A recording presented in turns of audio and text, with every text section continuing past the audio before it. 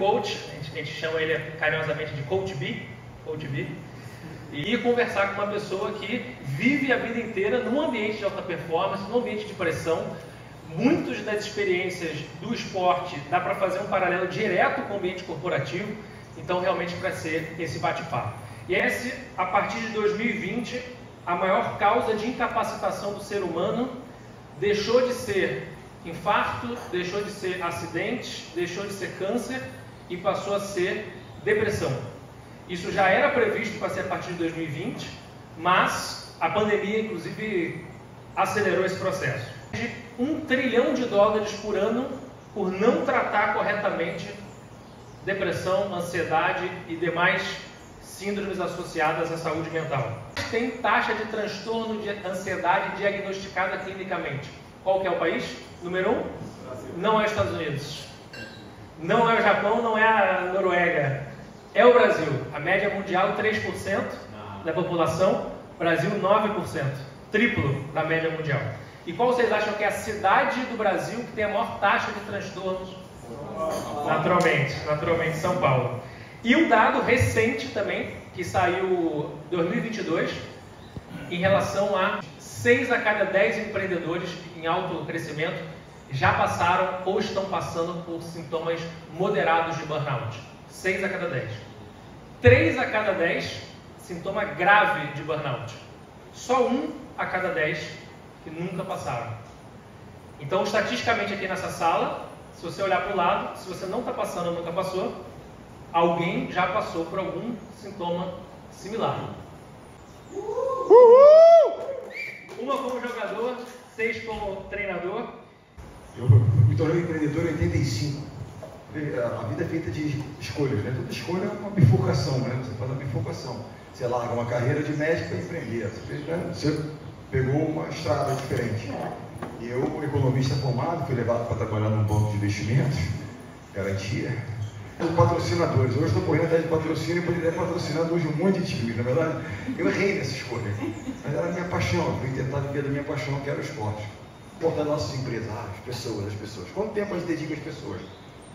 Acredito que a gente esteja dedicando um pouco mais de tempo às pessoas. Mas quanto tempo você dedica à pessoa mais importante que é você mesmo? Então a questão, acho que esse encontro tem a ver com isso. Dedicar tempo a nós, ao crescimento. Como é que eu posso evoluir como líder? Como é que eu posso fazer? Então acho que essa é uma questão importante. É aquela história da alusão do você vai voar, né? Então você vai entrar no avião, né? Máscaras, oxigênio cairão automaticamente. Primeiro em quem? Em você, cuidar dos outros. Então acho que esse é um encontro para isso. Reflexão, autoconhecimento, crescimento, evolução. Como me tornar um líder melhor? Como lidar com gerações diferentes das que eram? Foi para São Paulo, me abandonou e queria enfrentar esse ambiente de muita questão de burnout, que é São Paulo. Por que migram para São Paulo se tanto burnout? Volta para o Rio.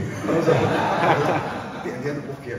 Mas eu migrei, deixei a economia para ir para o voleibol, recebi um convite para ir para a Itália dirigir um time. Eu não era treinador, eu era um quase ex-jogador.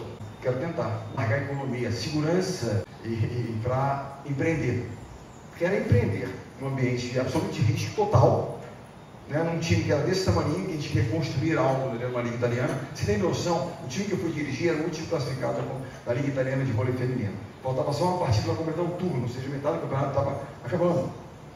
E tem até um parênteses rápido, que é um jornal italiano, dedicou uma manchete a mim na época, jovem, na época eu era jovem, jovem treinador de coragem chega para salvar em Salvador. E essa é uma questão que me fez pensar também.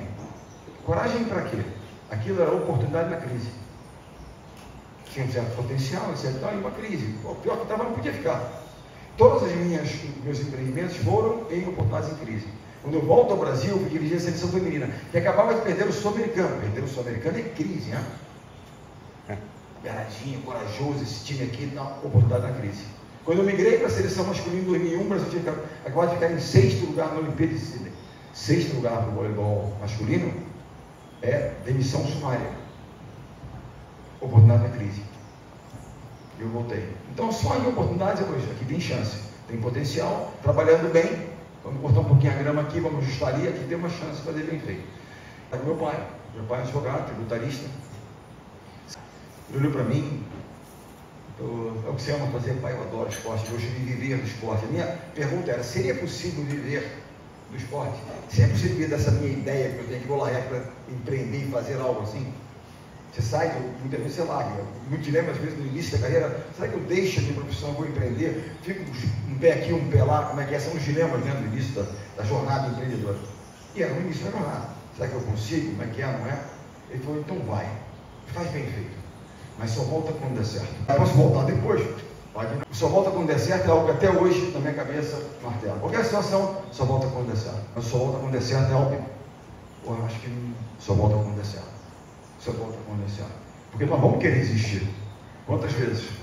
Cicatrizes, vim para cá, conversando com o irmão, ele falando assim, olha, só volta quando der certo.